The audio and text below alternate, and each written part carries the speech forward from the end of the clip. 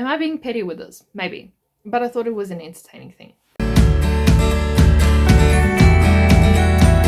Hey guys, it's Natasha and welcome back to this week's video. This week I will be talking about bookish pet peeves, but in bookstores. So the bookish pet peeves I have in bookstores, basically. If you're excited for this video, please like it. My dog distracted me. Comment down below what your bookish pet peeves are, and please remember to subscribe to the channel. Without any further ado, let's just jump right into the video.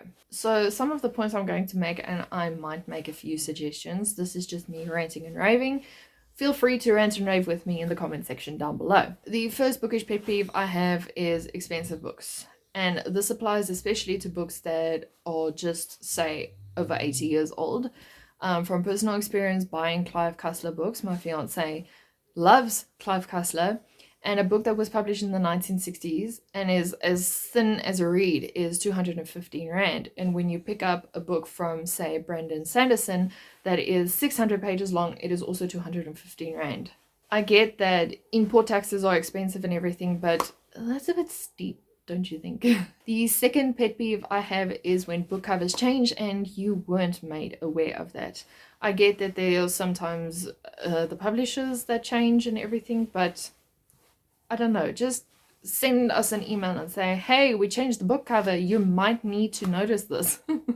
Because especially when I walk around and I know how the book cover looks and all of a sudden it's not there, and now I'm made aware that it's a new book cover, it rattles me, sets me off, and that kind of thing. The third pet peeve I have kind of ties in with the second one, and it is when they put books on sale. They don't tell you if it's part of a trilogy, a series, a duology, whatever.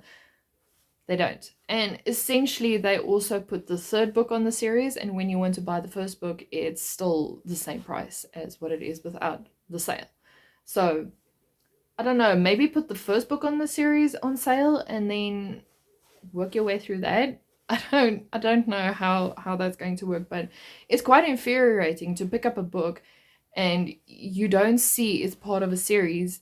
You think it's a standalone, and then you realize it's the third book in the series, and now you have to go back and you have to buy the rest for double the price. The fourth pet peeve I have is something I believe other people can relate when they rearrange the grocery store. Just don't. I mean, from personal experience, I've been walking around a bookstore and then all of a sudden I realized the aisle I'm heading to is not the aisle that I'm supposed to be at anymore. They put, say for example, history in the fiction section, and now I have to stand around looking like a meerkat going, I wonder where my next section is, because I can't see. Well, usually I can, but as an introvert you don't always look up and think, oh, they changed the signs. You are a creature of habit, so you walk towards the aisles. Luckily most of the bookstores I visit is small, so there's not much room to look around where you can spot your stuff, but it's just infuriating to see or not to be notified about the fact that they rearrange the bookstores. The fifth pet peeve I have is when they don't have your book in the store or on site and they said they had it. Help. What am I supposed to do now? Because I set my sights on going to the bookstore. I've wasted petrol in going to the bookstore. And need I remind you how expensive petrol is right now? Or diesel, or fuel. To go to the bookstore, only to find out that you don't have it. Thanks for lying to me. I don't know, maybe update your system.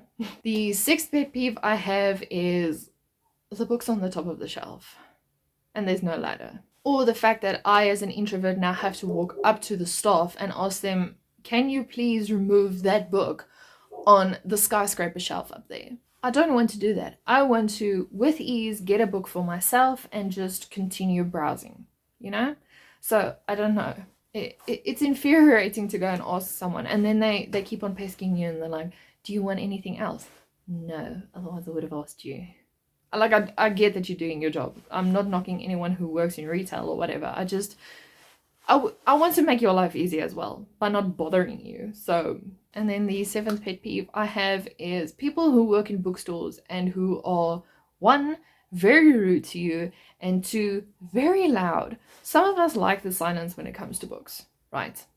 So it would be nice if you could talk in a placid tone when you're in the bookstore. I mean, the space is very small. You can speak to each other normally. And then With the rudeness, please, I get that retail is not always the best thing that there is, but if I asked you about a book or something that you might have on your system, just be helpful, because it's nice to go into a bookstore where people are like, let me help you, instead of saying, oh no, it's not there, and you don't check, that kind of thing. So yeah, I think that's basically the issues I have.